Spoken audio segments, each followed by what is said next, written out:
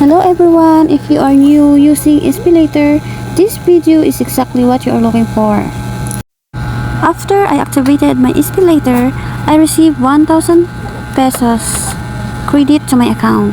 So guys, you know what SPayLater mean? Meaning, you have loaned that amount, 1,000 pesos.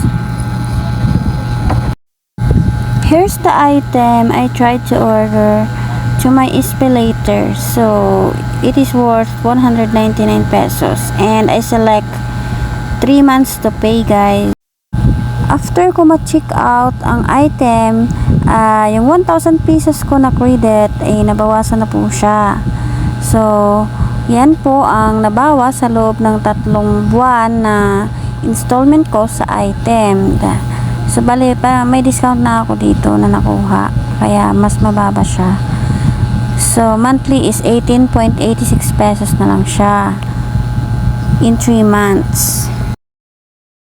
Remind ko lang guys, pag na-receive nyo yung item ay wala na po kayong babayaran doon. Kung napansin nyo po dito guys is sa 2 months 37.72 na lang yung babayaran ko, kasi once na order receive mo na yung item, tsaka pa lang po siya babawas doon sa month na babayaran mo.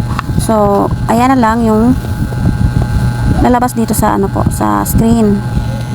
Din yung total amount to pay natin is 56.58 pesos po.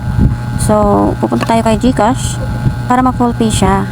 I-advance ko na po ang pagbayad dito para less hassle na po. Just select payment method na lang guys and pipiliin natin yung mas convenient, through GCash na lang po magbabayad.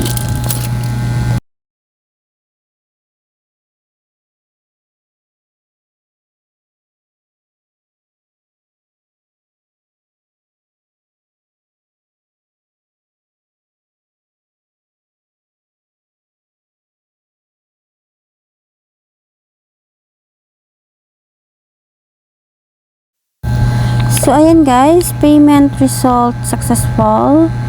So payad na po siya dito sa yung 2 buwan na makikita natin sa unpaid is paid na. And yung nung na-receive natin yung item dito sa paid natin makikita siya na meaning first pay yun na bayad na natin siya.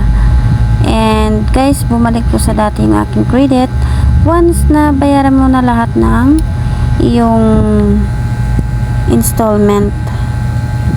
And pwede na po ulit tayo mag-order sa SPayLater. Thank you for watching guys.